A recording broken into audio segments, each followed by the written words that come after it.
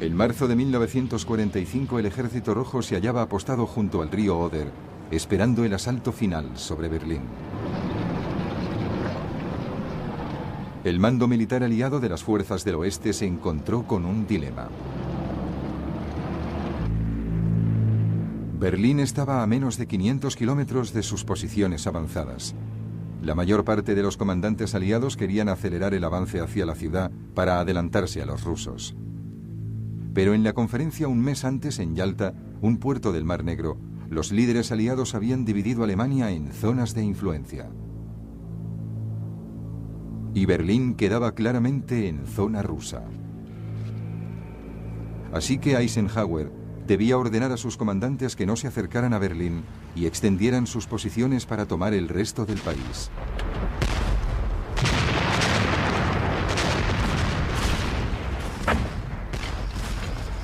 El 1 de abril, las tropas estadounidenses rodearon las ciudades industriales del Ruhr.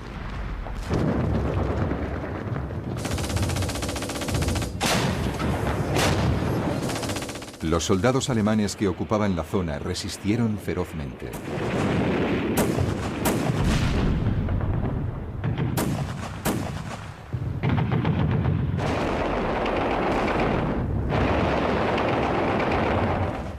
Cuando 2 semanas después la zona cayó, más de 325.000 soldados fueron hechos prisioneros.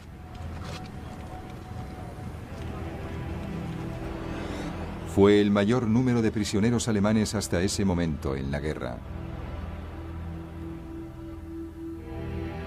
El comandante alemán, el acérrimo nazi y mariscal de campo Walter Model, se suicidó.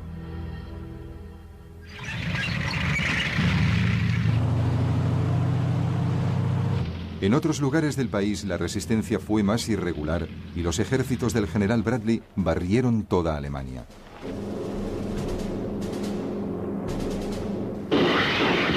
El 18 de abril de 1945, las fuerzas estadounidenses habían conseguido abrir un pasillo a través de la frontera checa, dividiendo Alemania en dos.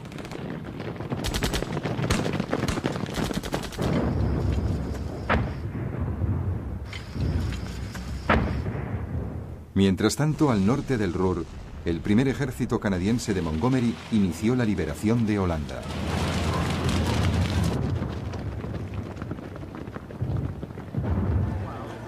Los holandeses habían sufrido muchísimo durante el amargo invierno de 1944 y 1945.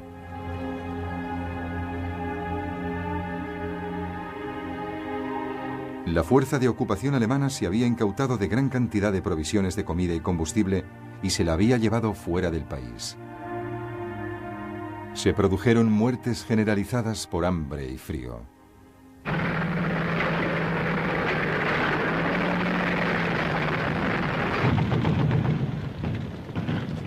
La ciudad holandesa de Arnhem fue tomada el 15 de abril de 1945. El progreso fue rápido y al día siguiente los canadienses habían liberado Groninga, cerca de la costa norte holandesa.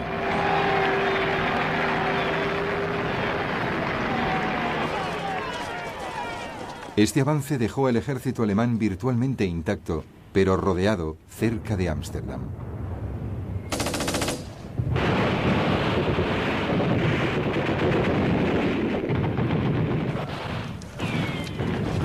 Poco después se negoció un alto el fuego.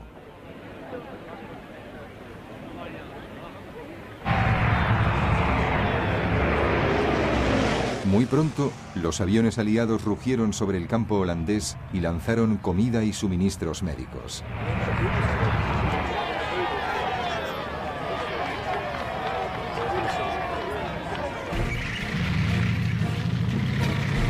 Al mismo tiempo, el segundo ejército británico, a las órdenes de Montgomery, avanzó con firmeza hacia la meseta norte alemana. Osnabrück cayó el 4 de abril. Los británicos pronto llegaron al puerto alemán de Bremen. Allí se enfrentaron a la feroz resistencia alemana.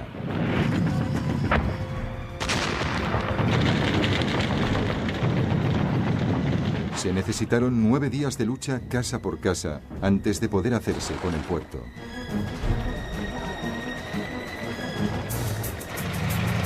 2 días después, las fuerzas británicas de Montgomery llegaron al Elba en Lauenburg.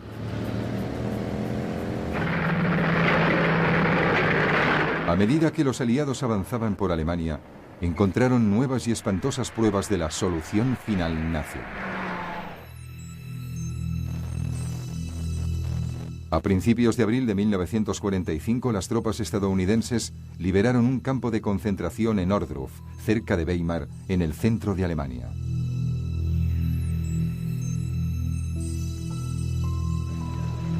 El general Eisenhower, visiblemente conmocionado, visitó el lugar. Las SS habían evacuado a la mayor parte de los prisioneros, pero habían dejado montones de cadáveres. 8 días después, las tropas británicas liberaron otro campo de concentración en Belsen, al norte de Hannover. Allí descubrieron a más de 70.000 prisioneros.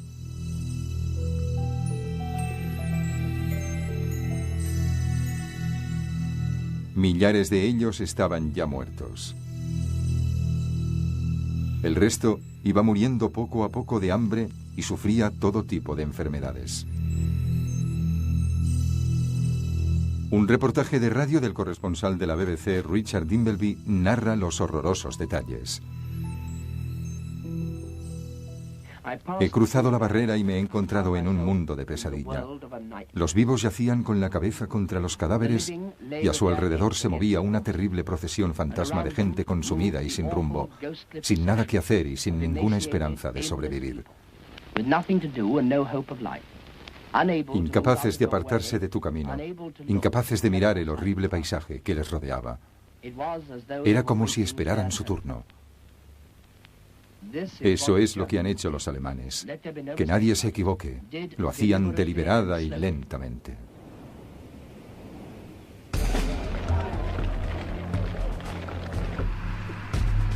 Más al sur, en Italia, el frente alemán también empezaba a venirse abajo. Las fuerzas alemanas se habían atrincherado en los montes Apeninos. El mariscal de campo Sir Harold Alexander, comandante aliado en el Mediterráneo, lanzó una ofensiva. El 9 de abril de 1945, las tropas británicas atacaron a las fuerzas alemanas que retrocedían de todo el frente.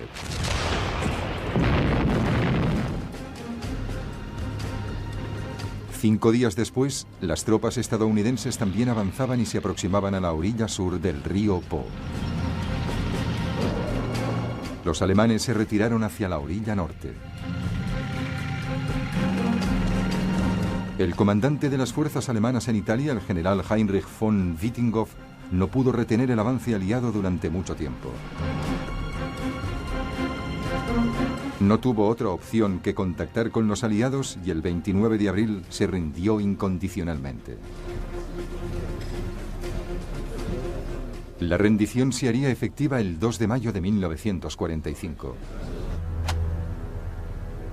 Fue la primera rendición oficial de fuerzas alemanas en toda Europa.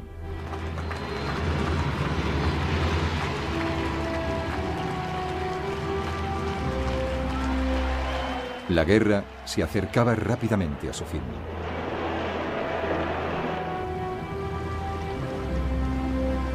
En Alemania, las fuerzas estadounidenses y rusas se habían encontrado en el Elba, cerca de Leipzig.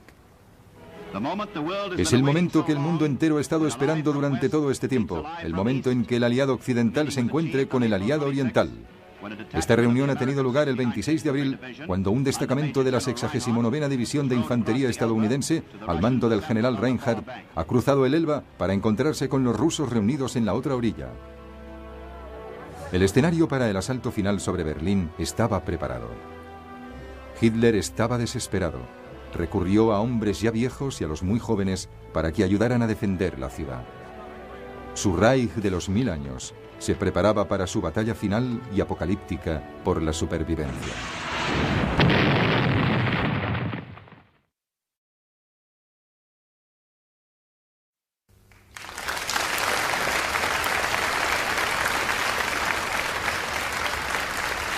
El 1 de abril de 1945, Joseph Stalin convocó en Moscú a sus mejores comandantes para darles órdenes sobre la captura de Berlín.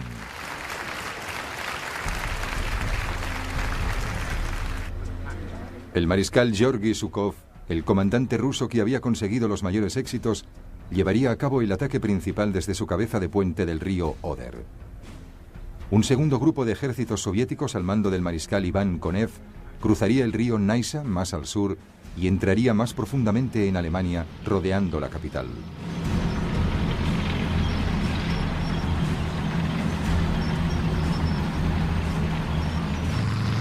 Todos ellos formaban una enorme fuerza soviética de más de 2,5 millones de hombres.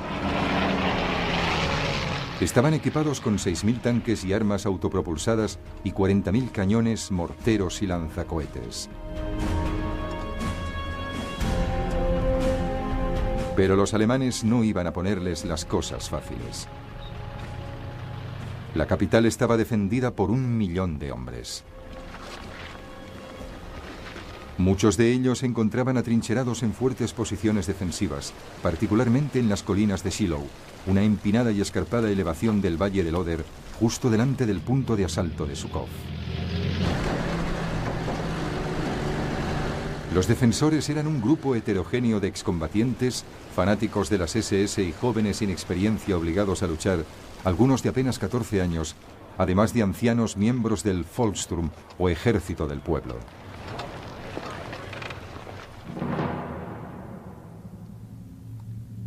Para entonces Hitler se había retirado a un búnker bajo la Cancillería del Reich en Berlín.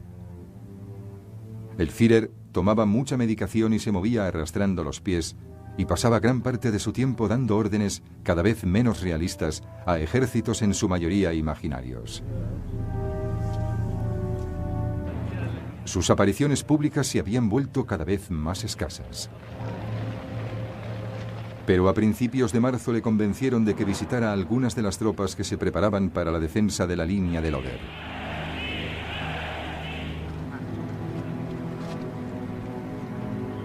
Ese mismo mes apareció para inspeccionar a un pequeño grupo de soldados de las juventudes hitlerianas. Fue su última aparición ante las cámaras.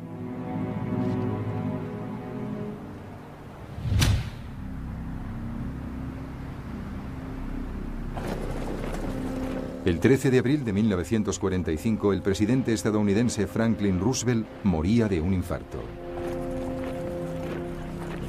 Había sido uno de los principales arquitectos de la guerra, responsable de invertir todo el poder estadounidense en la ofensiva aliada. El ministro de propaganda nazi, Joseph Goebbels, aprovechó la ocasión para animar a su cada vez más confundido Führer y hacerle creer que la alianza aliada se vendría abajo. La victoria alemana todavía podía surgir de las fauces de la derrota.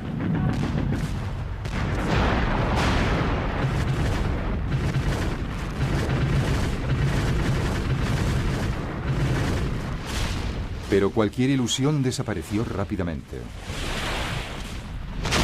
3 días después de la muerte de Roosevelt, Zhukov inició su ataque sobre Berlín.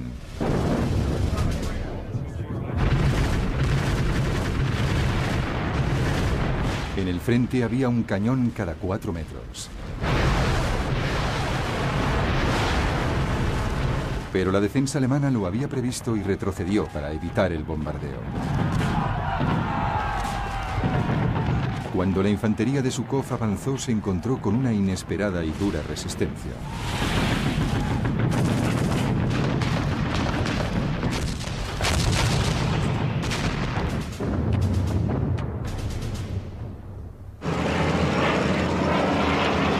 Desesperado por la tensa situación, Zhukov envió a los tanques.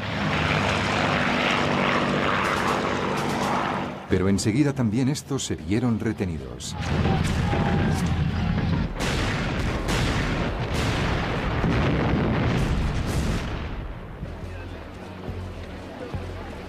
Mientras tanto, en el sur, el asalto del segundo grupo de ejércitos de Konev había obtenido mejores resultados.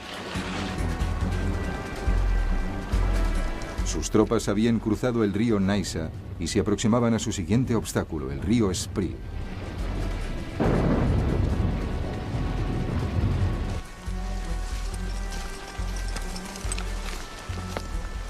Stalin avivó la rivalidad entre sus dos comandantes, permitiendo que Konev desplazara sus tanques hacia el norte, hacia Berlín. Estaba encantado con la idea de que hubiese una carrera para tomar la ciudad.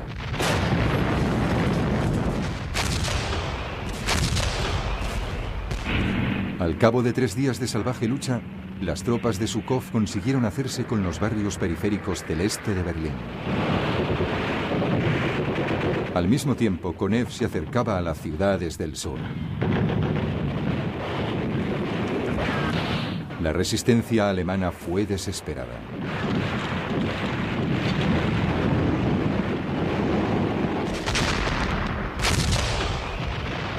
El 25 de abril, los ejércitos soviéticos se unieron y empezó el asalto final sobre Berlín.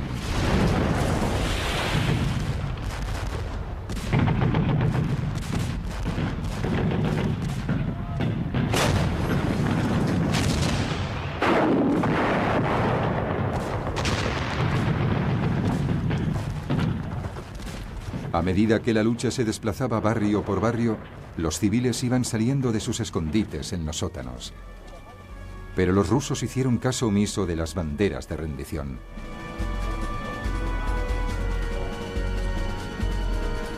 La violación de mujeres alemanas fue generalizada.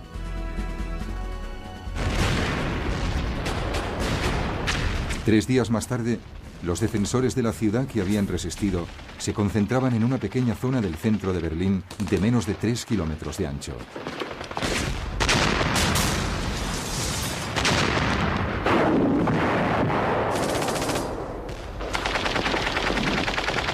Se combatió calle por calle y casa por casa.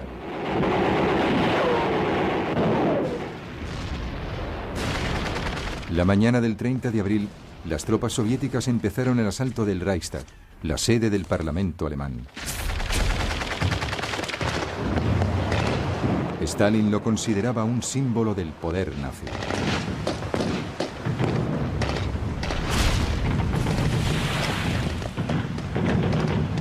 Les detuvo el fuego pesado. Así que dispararon al edificio a bocajarro con artillería pesada.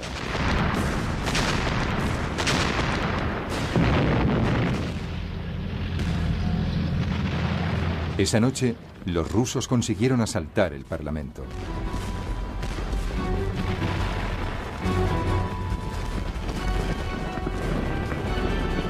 La lucha se extendió sala por sala y por todos los pasillos y las escaleras.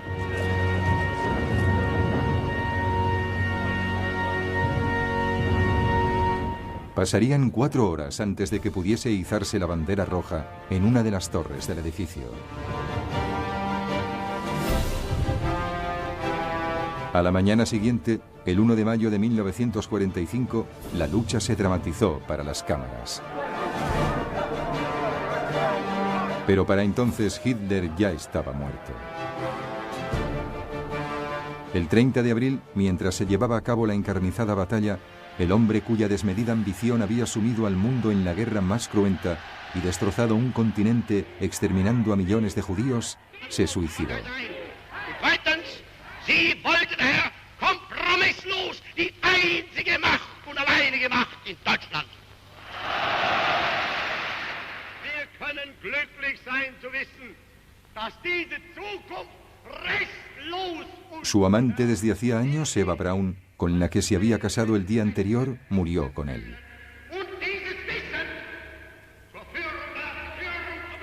Sus cuerpos parcialmente incinerados se enterraron en el jardín de la Cancillería.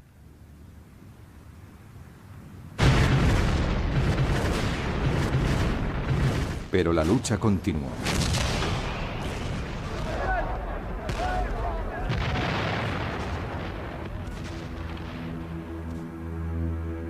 Hitler había nombrado sucesor al almirante Karl Dönitz, y durante los días siguientes el nuevo líder intentó sacar partido de lo que era una clarísima derrota de su país.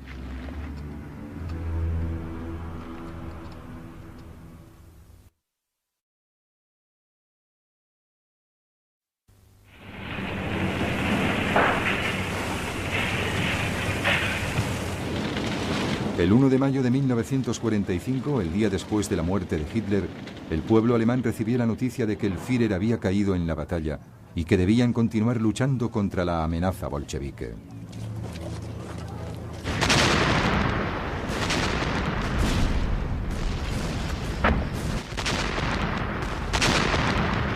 Con la desaparición de Hitler, el liderazgo alemán perdía fuerza.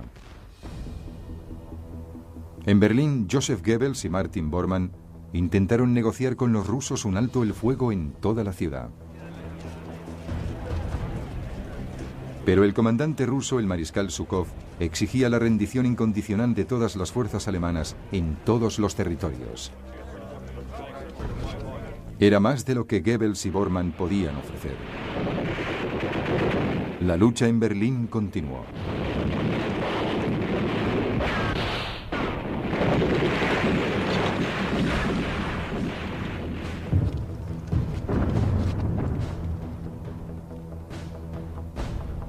Esa misma noche, Goebbels y su esposa mataron a sus 6 hijos y se suicidaron. Fue también esa noche cuando Bormann desapareció. Durante los años 90, una prueba de ADN confirmó el hallazgo de su cadáver en Berlín.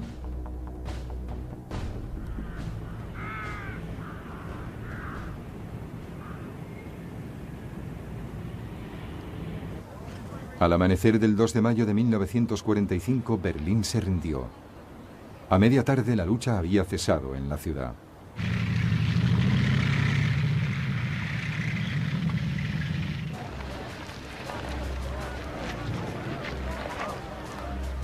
Por todo el país, el ritmo de la rendición alemana fue aumentando.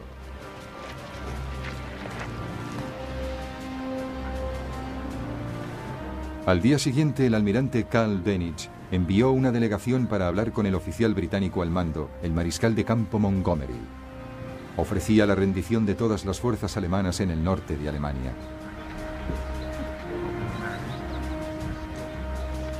Montgomery respondió diciendo que no tenía autoridad para aceptar una rendición en nombre de los estadounidenses o los rusos.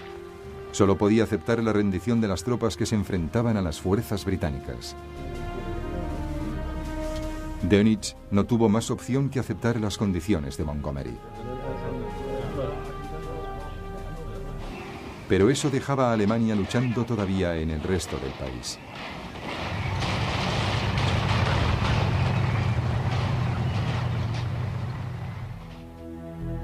Dönitz envió otra delegación a ver al general Eisenhower, el comandante supremo aliado, para llegar a un acuerdo de paz con Occidente, pero evitó cualquier referencia a una rendición ante los rusos.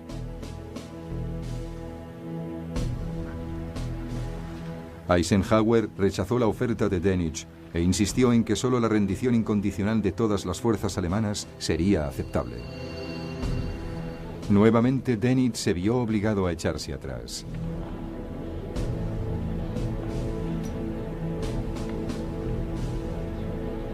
A las 2:41 de la mañana del 7 de mayo de 1945, en el cuartel general de Eisenhower en Francia, el general Alfred Jodl, jefe de operaciones de Hitler durante los 6 años de guerra, firmó un documento de rendición incondicional.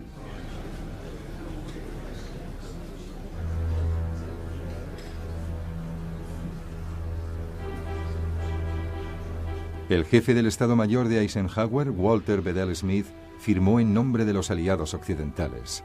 El general Iván Susloparov firmó en nombre de la Unión Soviética.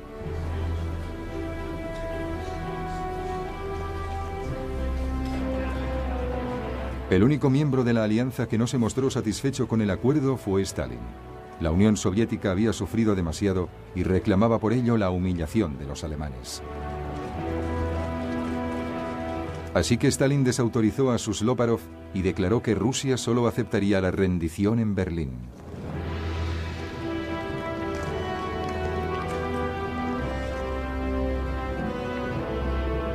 Al día siguiente, el ex jefe del Estado Mayor de Hitler, el mariscal Wilhelm Keitel, firmó un segundo documento de rendición para satisfacer a Stalin.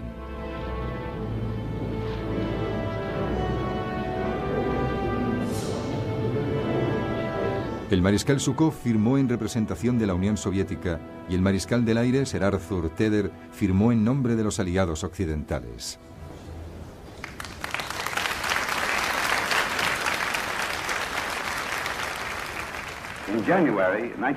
Cuando en enero de 1943 el ahora fallecido presidente Roosevelt y el primer ministro Churchill se reunieron en Casablanca, redactaron la fórmula de la rendición incondicional de los poderes del eje. En Europa, esa fórmula finalmente se ha cumplido.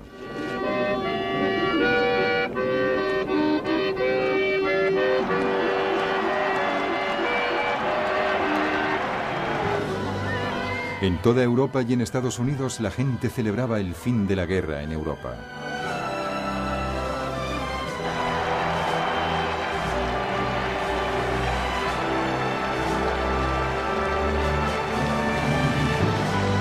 A partir de entonces, el día después de la rendición alemana, el 8 de mayo de 1945, se conocería como el Día de la Victoria en Europa.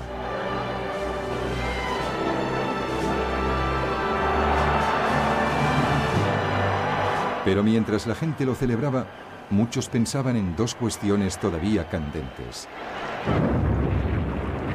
Al este, Japón seguía luchando.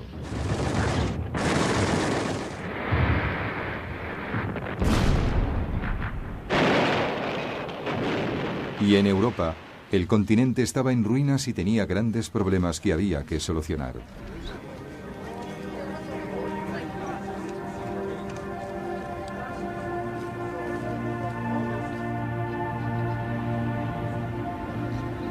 Millones de víctimas de los campos de concentración alemanes y trabajadores esclavos necesitarían ayuda para reconstruir sus vidas.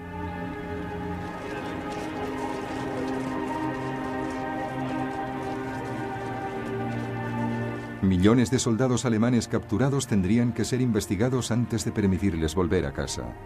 Era preciso identificar y detener a los grandes criminales de guerra.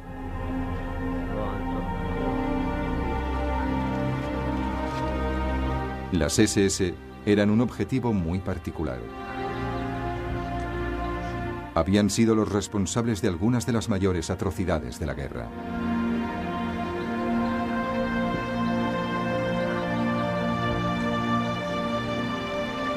Importantes nombres del nazismo como Hermann Göring, el jefe de la Fuerza Aérea de Hitler, fueron detenidos y mostrados ante las cámaras. Entre los nazis detenidos había destacados líderes civiles como Albert Speer y líderes militares como Alfred Jodl y Karl Benech. Se les juzgaría en la ciudad alemana de Nuremberg por crímenes contra la humanidad. Debe declararse culpable o no culpable. Bekenne mich im Sinne der Anklage nicht schuldig.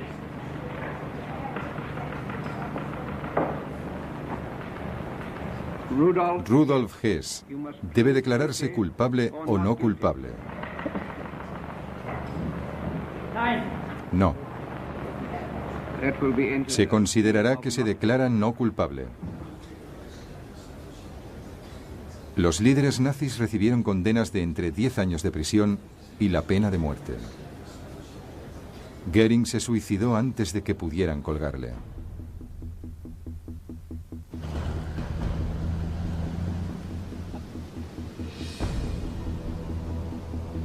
Dos meses después de la rendición alemana, los aliados se reunieron en el barrio de Potsdam, en Berlín. Alemania fue dividida en 4 zonas de ocupación: soviética, británica, estadounidense y francesa. Aunque Berlín estaba en zona soviética, se dividió del mismo modo entre los aliados. Los pueblos de Europa también se encontrarían divididos. Algunos de ellos vivirían bajo el control de los aliados occidentales y otros bajo el control de la Rusia comunista.